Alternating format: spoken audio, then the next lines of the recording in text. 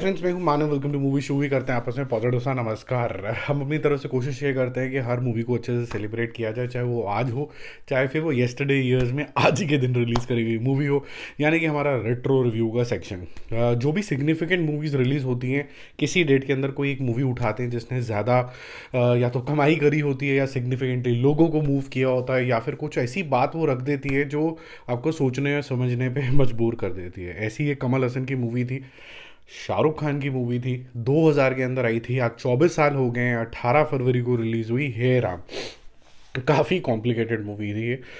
मैंने दोबारा देखी है इसको, अगर आपको भी देखने का मन कर रहा है। ये 3.25 घंटे की मूवी है, जैसे कि एनिमल मूवी थी। लेकिन जब आप देखोगे, आप 1 मिनट के लिए भी मेरे ख्याल से बोर नहीं होगे, क्योंकि जिस तरीके के यहाँ पर नरेटिव है और जिस तरीके की यहाँ पर एक्टिंग है, बहुत कमल हसन की और शाहरुख खान की, उसके बारे में हम आगे बात करेंगे। काफ़ी ज़्यादा इम्पैक्टफुल है यहाँ पर।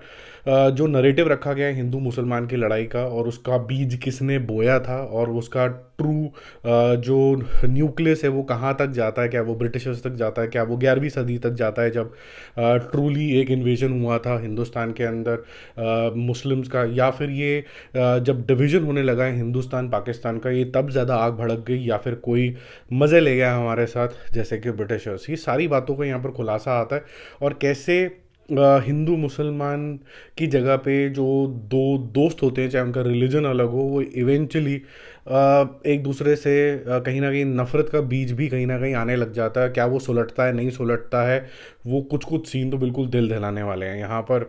पहले मैं बात कर लेता हूँ शाहरुख खान की यहाँ पर जो एक्टिंग है वो मुझे बहुत जगह पे अच्छी लगी। उनके जो तमिल डायलॉग्स हैं मुझे काफ़ी ज़्यादा अच्छे लगे। जो उनका मैं तो खैर हिंदी वर्जन देखा था, और मैंने फिर यूट्यूब के ऊपर उनका तमिल वर्जन भी देखा है। बिल्कुल शाहरुख खान की आवाज़ लग रही थी। I am not too sure कि किसने उसकी डबिंग करी है, उन्होंने खुद बोला। बीच बीच में इंग्लिश डायलॉग्स भी आते हैं उनके, और काफ़ी इफेक्टिव तरीके के यहाँ पर कम्युनिकेशन है। 2-3 सीन बिल्कुल माइंड ब्लोइंग है। एक तो शाहरुख खान का जो सीन है, जो डेथ बेड वाला सीन है, वो अलग लेवल का है। उसके अंदर कोई हकलाना नहीं है, कोई ऐसा शाहरुख खान आपको नहीं नज़र आएगा, बट आपको एक ऐसा मुस्लिम फ्रेंड नज़र आएगा जो अपने राम को बचाने की कोशिश कर रहा है। और राम यहाँ पर जान के ये वर्ड यूज़ किया गया है, एक नाम यूज़ किया गया है कमल हसन के कैरेक्टर के लिए, जो कि एक हिंदू है। ठीक है, तो राम की ट्रू पहचान क्या है, जो है फॉरगिवनेस। राम की ट्रू पहचान है कि भाई रिलीजन से ऊपर ह्यूमैनिटी है। ये सारी चीज़ों का भी एक ये लेसन देता है। कहानी बड़ी सिंपल सी है, अगर मैं जाऊँ और वहाँ पर फिर हम कमल हसन की थोड़ी तारीफ करेंगे, जिन्होंने बहुत सारी हैट्स पहनी है इसके अंदर। हैट्स मतलब he is double hatting, triple hatting, 10 hatting, director, producer, writer, पता नहीं क्या क्या है वो वहाँ पर।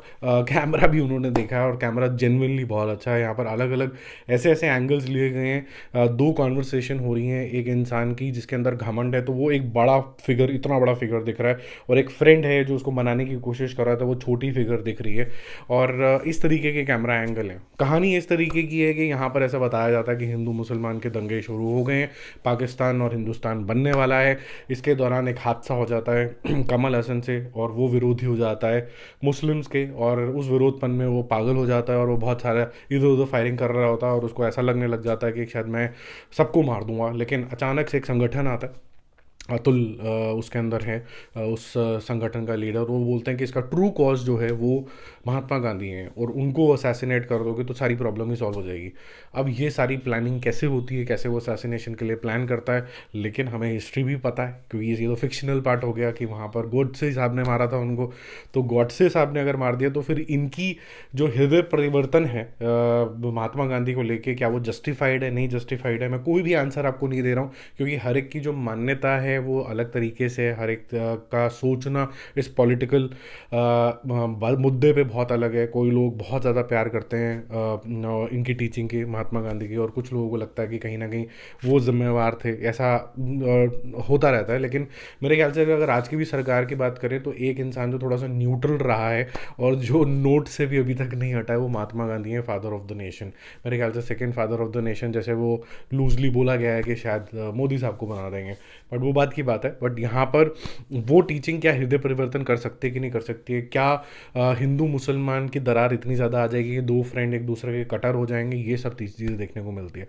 इसके अंदर जो दिल दहलाने वाला एक सीन आता है, दो आते हैं एक्चुअली के अंदर, एक में कमल हसन का डायलॉग है और एक में कमल हसन का डायलॉग ही नहीं है। एक कमल हसन का जो उसके घर के अंदर हादसा होता है रानी मुखर्जी के साथ, वो जो है वो आपको एक तो हिला के रख देता है। एक ट्रांसफॉर्मेशन सीन आता है उनका जिसके अंदर ज़्यादा डायलॉग नहीं है और जिसके अंदर ये आपको उनकी आंखों से, उनके बॉडी लैंग्वेज से क्लियर हो जाता था he is on a going on a killing स्प्री, amazing level of acting.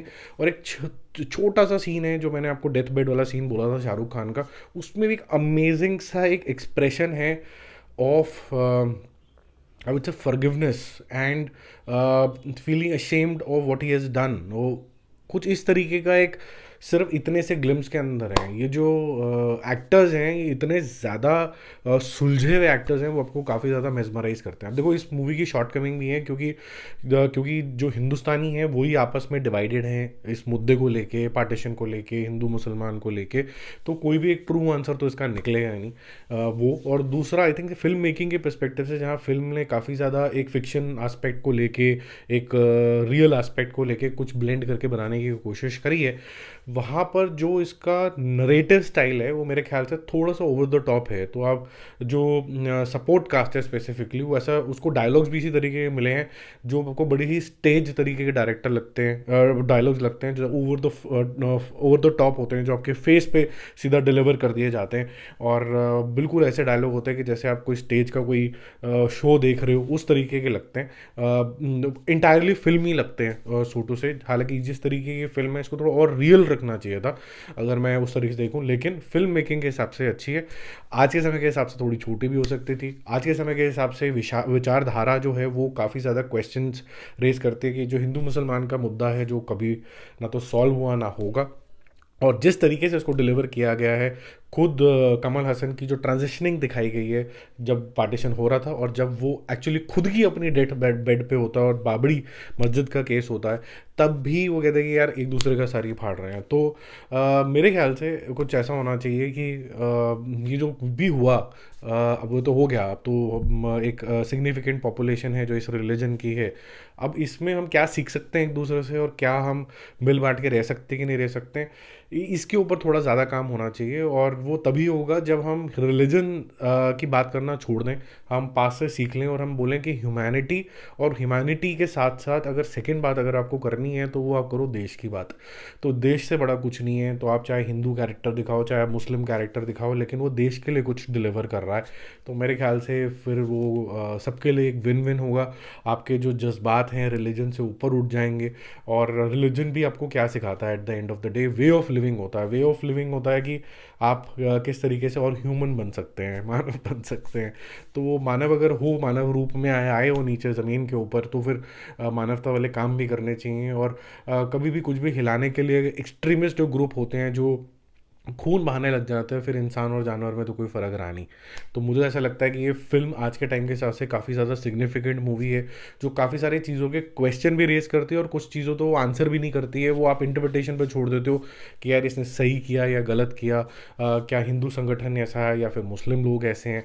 हालांकि जब ये मूवी रिलीज़ हुई थी तो ये बोला गया था कि इसके अंदर मुस्लिम्स के लिए बहुत ज़्यादा सॉफ्ट कॉर्नर है, ऐसा बोला गया था। ये आप जब मूवी देखोगे तो आप इसका इंटरप्रिटेशन निकालना। लेकिन जब मैं गदर देखी थी तब भी मैंने ये देखा था कि जब ट्रेन आती है जिसमें बहुत सारे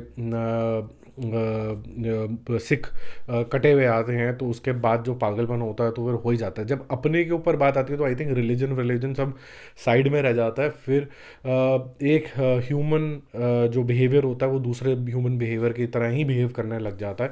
अब आप कोरोना में देख लीजिए, कोरोना में किसने बोला था कि किसको किसके प्लेटलेट्स मिल रहे हैं, क्या वो हिंदू है, क्या वो मुसलमान है, क्या वो शूद्र जाति का है, क्या वो ये जाति का है, क्या वो जाति का है, किसी ने कुछ नहीं पूछने बोला, भाई बचा ले किसी तरीके से। तो आई थिंक थोड़ा लंबा हो गया है वीडियो, इतना लंबा मैं एक्सपेक्ट नहीं कर रहा था क्योंकि मैं इम्प्रॉम्प्टू बोलता हूँ। बट यही है कि मिल बांट के रो तो ज़्यादा अच्छा है यार। थोड़ा हम मिल बांट के रहेंगे तो ये कलेशों से दूर रहेंगे और सोचेंगे कि इसकी नेशन की कि भाई वो आगे कैसे प्रोग्रेस कर जाए, जो कि ऑफ प्राइम इंपॉर्टेंस है। बाकी जल्दी मिलते हो रिव्यूज़ और अपडेट्स है। If you liking this retro reviews please do comment, and if you want to cover any other movie please do comment on that as well. हम रेट्रो मूवी ऐसे ही रैंडमली नहीं कवर कर रहे हैं, हम कोशिश ये कर रहे हैं कि जो डेट आज है उसी डेट को सिग्निफिकेंट मूवी क्या रिलीज़ हुई थी वो ही कवर करें। जाते जाते ये जो मूवी थी ये टेक्निकली थिएटर के अंदर तो फ्लॉप हुई थी, बट इसका जो रन था टीवी के ऊपर, ओटीटी वगैरह ये सब जगहों पे, तो इसने पैसे उस तरीके से पूरे कर लिए थे लॉन्ग रन के अंदर। और फ्लॉप होने का रीज़न भी यही था कि एक समुदाय के लिए थोड़ा सॉफ्टर कॉर्नर था। आपका क्या विचारधारा है इसके ऊपर, अगर आप कोई पॉलिटिकल आंसर देना चाहते हैं सभ्यता के दायरे में, ऑफकोर्स किसी को कुछ प्रोवोक करने की ज़रूरत नहीं है, तो आप ज़रूर कमेंट करें। Bye bye.